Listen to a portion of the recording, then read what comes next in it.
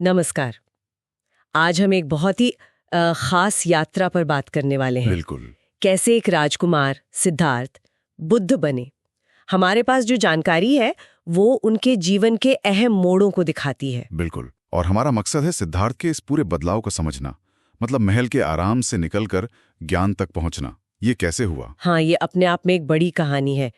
तो ये सब शुरू हुआ कपिलवस्तु से, है ना, नेपाल भारत सीमा के पास। जी। राजा शुद्धोधन और रानी माया के पुत्र सिद्धार्थ, कहते हैं बचपन से ही थोड़े अलग थे, शांत, विचारशील। हाँ, और दयालु भी। महल में तो खैर हर तरह का सुख था, पर फिर भी उनके मन में जीवन के दुखों को लेकर एक सवाल हमेशा रहता था। बिल्कुल। और राजा ने तो पूरी कोशिश की कि उन तक कोई दुख ना पहुंचे, मतलब उनको महल में ही रखा ज्यादातर। हाँ, पर ये कब तक चलता? यही बात तो उनके जीवन के अगले मोड़ को और भी गहरा बना देती है। सही कहा। सोचिए, कोई व्यक्ति जिसे दुनिया की मुश्किलों से, मतलब बुढ़ापा, बीमारी, मौत से बचा कर रखा गया हो, और जब वो पहली बार ये सब देखें तो क्या असर हुआ होगा? जाहिर है वो 4 दृश्य, वो तो जैसे सब कुछ बदल देने वाले थे। हाँ, महल से बाहर निकले और देखा एक बिल्कुल बूढ़ा कमजोर आदमी, फिर एक बीमार व्यक्ति दर्द में, उसके बाद एक शव यात्रा, और आखिर में वो शांत संत, तेजस्वी। जी, इन सब ने उन्हें अंदर तक हिला दिया होगा ना, खासकर वो पहले 3 दृश्य। बिल्कुल। जीवन कितना क्षणभंगुर है, दुख कितना सच है, यूं ने पहली बार शायद एहसास हुआ। लेकिन वो चौथा दृश्य, वो संत, हाँ, उसने शायद एक उम्मीद दिखाई कि दुख से परे भी कुछ है, शांति संभव है। अच्छा, और यहीं से वो खोज शुरू हुई। हाँ, लगता तो यही है। फिर आया वो महान त्याग। सिर्फ 29 साल की उम्र में उन्होंने अपना सब कुछ छोड़ दिया, राजपाट, ऐशो आराम, पत्नी, बच्चा। जी। एक रात चुपचाप निकल गए सत्य की खोज में। और उनका संकल्प देखिए। हाँ, गजब का था। कि जब तक दुख का कारण और उससे निकलने का रास्ता नहीं जान लेता, चैन से नहीं बैठूंगा। ये कोई भागना नहीं था, ये तो जवाब ढूंढना था। मतलब उस समय के हिसाब से दुनिया के सबसे बड़े सुख छोड़ दिए उन्होंने, सिर्फ एक सवाल के लिए कि क्या दुख का अंत है और कैसे। बिल्कुल, बहुत बड़ा कदम था ये। इसके बाद तो कई साल कठिन साधना चली, अलग अलग गुरुओं से मिले, तपस्या की। हाँ, शरीर को बहुत कष्ट भी दिया, पर उन्हें लगा कि ना तो बहुत ज्यादा भोग में रास्ता है, न ही बहुत ज्यादा तप में, मध्यम मार्ग एक तरह से। हाँ, आखिरकार वो गया पहुंचे और वहां एक पीपल के पेड़ के नीचे ध्यान में बैठ गए, जिसे आज बोधि वृक्ष कहते हैं। जी।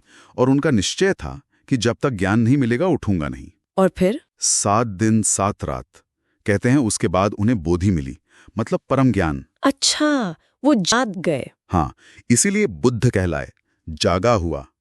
उन्हें समझ आया कि दुख का असली कारण हमारी अपनी इच्छाएं, हमारा मोह, हमारी अज्ञानता है। और इसी ज्ञान के बाद उन्होंने अपना पहला उपदेश दिया सारनाथ में। जी, धर्मचक्र प्रवर्तन, जिसमें वो 4 आर्य सत्य बताए। पहला, कि जीवन में दुख है। ये तो सच है। हाँ। दूसरा, उस दुख का कारण है, जो है तृष्णा, मतलब आसक्ति। बिल्कुल। तीसरा, कि इस दुख से छुटकारा पाया जा सकता है, निरोध संभव है। और चौथा, सबसे अहम, कि छुटकारा पाने का एक रास्ता है, मार्ग है। वही अष्टांगिक मार्ग, 8 अंगों वाला रास्ता। जी हाँ, सही समझ, सही सोच, सही बोल, सही कर्म, सही जीवन यापन, सही कोशिश, सही सजगता और सही एकाग्रता। ये सिर्फ सिद्धांत नहीं, जीने का तरीका है। और फिर तो अगले करीब 45 साल वो घूम घूम कर लोगों को यही सिखाते रहे, करुणा, अहिंसा, शांति। जी, और उनका वो एक कथन तो आज भी कितना प्रासंगिक है। कौन सा? वो वाला, क्रोध को प्रेम से जीतो, बुराई को अच्छाई से, लोभ को उदारता से और झूठ को सत्य से। हाँ, ये तो जैसे उनकी पूरी शिक्षा का सार है। बिल्कुल। नकारात्मकता का जवाब नकारात्मकता से नहीं, बल्कि सकारात्मकता से देना। तो इस पूरी कहानी से जो मुख्य बातें समझ आती हैं, एक तो ये कि दुख जीवन का हिस्सा है, पर शांति पाई जा सकती है। जी।